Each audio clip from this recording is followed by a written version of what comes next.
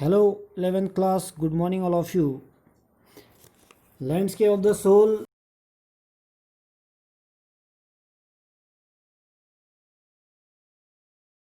Session. The last para was the word was the conceptual space. That's meaning in Hindi. आध्यात्मिक स्थान जिसको बोलते हैं हम हिंदी में. यहाँ से हमको आज आगे लेना है वीडियो, ठीक है ना. चैप्टर लगभग फिनिशिंग की ओर है हमारा. इसको थोड़ा ध्यान से देखना है आपने, ठीक है ना.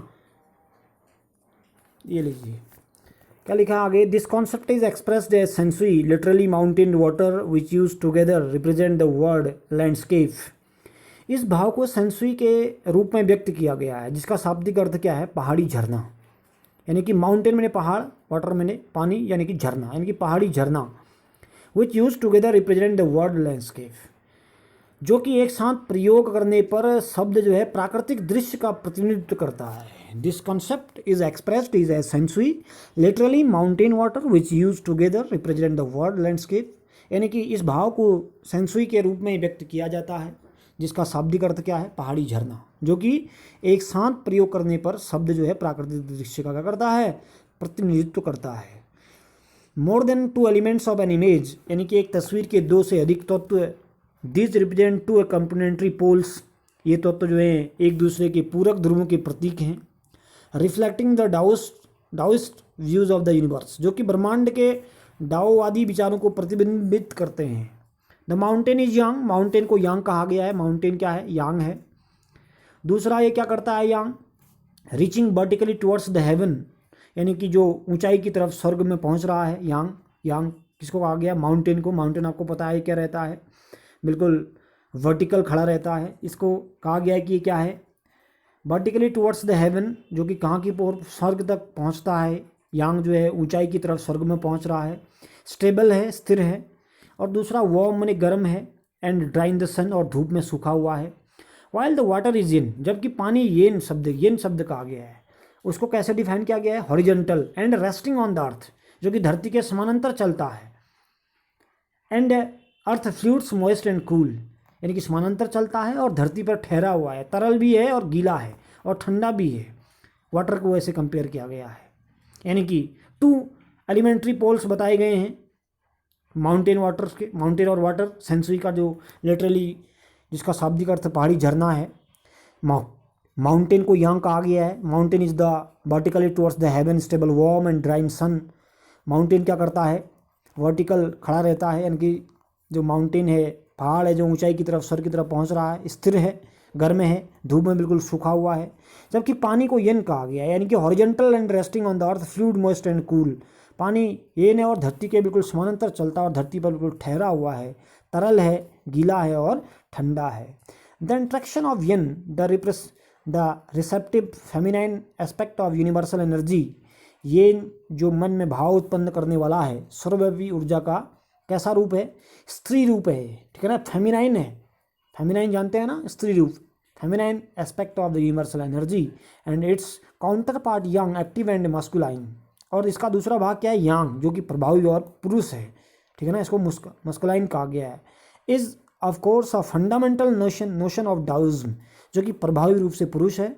इन दोनों येन और यांग का परस्पर क्या संबंध, डाओवाद का आधारभूत विचार है, डाओवाद का. What is often overlooked is an essential third element, the middle void where their interaction takes place.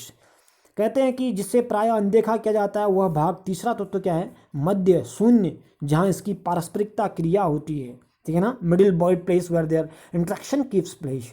This can be compared with the yogic practice of the pranayama, जिसकी इसकी जो है प्राणायाम की योग विद्या से तुलना की जा सकती है. Breathe in, retain, breathe out, अंदर सांस लेना, अंदर रखना, बाहर छोड़ना. The suspension of breath is the void where meditation occurs, सांस को रोकना शून्य अवस्था है जहाँ पर ध्यान लगाया जाता है. और मध्य क्या है, शून्य आवश्यक भी है. The middle word is essential कहा गया है. Nothing can happen without it, सांस को, nothing can happen without it. Hence the importance of the white unpainted space in Chinese landscape. इसका कहाँ काउंटर पार्ट किया गया है, कहाँ इसको कंपेयर किया गया है, यानी कि मध्य भाग शून्य आवश्यक है, इसके बिना कुछ नहीं हो सकता। इसलिए चीनी जो प्राकृतिक दृश्य हैं जो कि सफ़ेद और बिना रंग किया हुआ है, उसका बहुत ज़्यादा क्या है चाइनीज पेंटर में महत्व है। नीचे कहा गया कि this is also where man finds a fundamental role in that space between heaven and earth, he becomes the conduit of the communication between both poles of the universe. यानी कि यही वह जगह है जहाँ पर मानव को उसकी आधारभूत भूमिका मिलती है। धरती और आकाश के बीच उसी जगह पर ब्रह्मांड के दोनों ध्रुवों के बीच में क्या है संचार का माध्यम बनता है। दोबारा सुनना इसको। This is also where man finds a fundamental role in that space between heaven and earth. क्या कहा गया है? In this also where man finds a fundamental role in that space between earth heaven, he becomes the conduit of, फिर क्या कहा गया है? Communication between the both poles of the universe.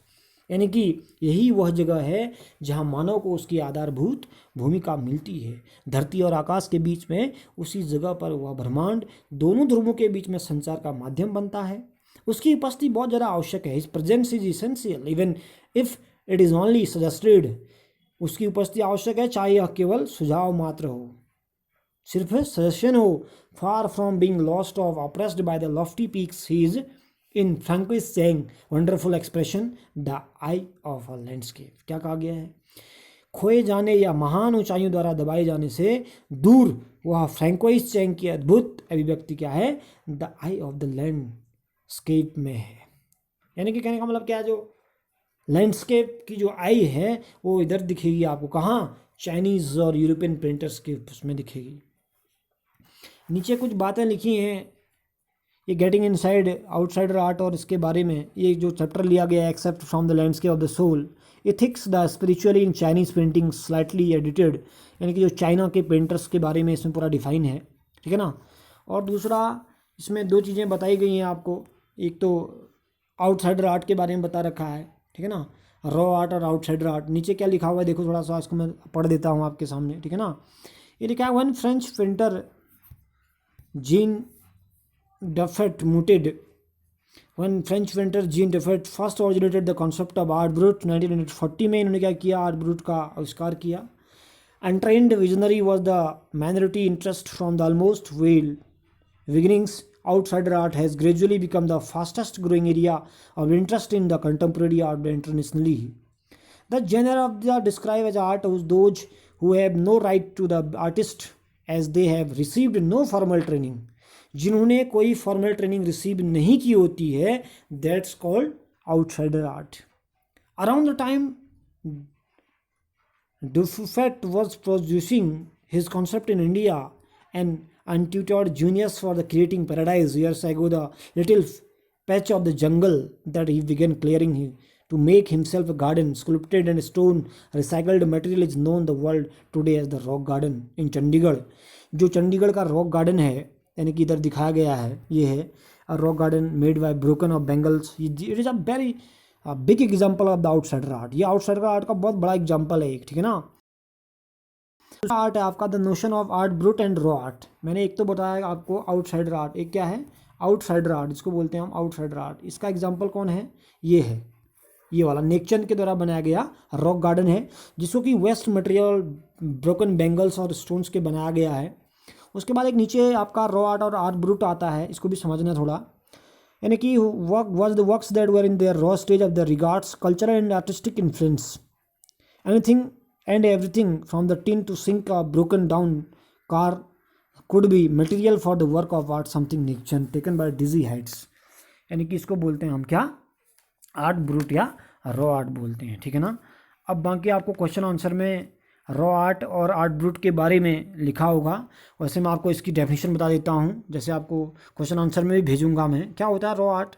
Raw outsider तो समझ गए होंगे आप, ठीक है ना। No formal training, receive no formal training, that's called raw art. The art brut, outsider art and art brut. एक होता है आपका आउटसाइडर आर्ट, एक होता है आपका रॉ आर्ट और आर्ट ब्रूट। आर्ट ब्रूट और रॉ आर्ट एक ही चीज़ है, आउटसाइडर आर्ट अलग चीज़ है। यानी कि आउटसाइडर आर्ट क्या होता है? Outsider art is a type of art practised by those people who have no formal training, that's called outsider art, and in spite of it they shows an artistic insight. ठीक है ना। और इधर जो raw art और art brut के बारे में दे रखा है, उसमें कल्चरल एंड आर्टिस्टिक इन्फ्लुएंस रहता है। ये दो परिभाषाएं हैं, इसको आपको क्वेश्चन में डेफिनेशन में जिसमें आएंगे क्वेश्चन आंसर उसमें भेजूंगा मैं। आपने क्या करना है, ये पूरे चैप्टर के क्वेश्चन आंसर जब लास्ट में भेजूंगा तब देखने हैं। फिलहाल इसका जो ट्रांसलेशन है और इसके जो क्वेश्चन आंसर हैं, ये जो वर्ड मीनिंग है, आपने अपनी कॉपी में करना है। जहाँ पर ट्रांसलेशन समझ में नहीं आता उसको पॉज करके भी आप दोबारा देख सकते हैं। नेक्स्ट वीडियो में आपको क्वेश्चन आंसर भेज जाएंगे।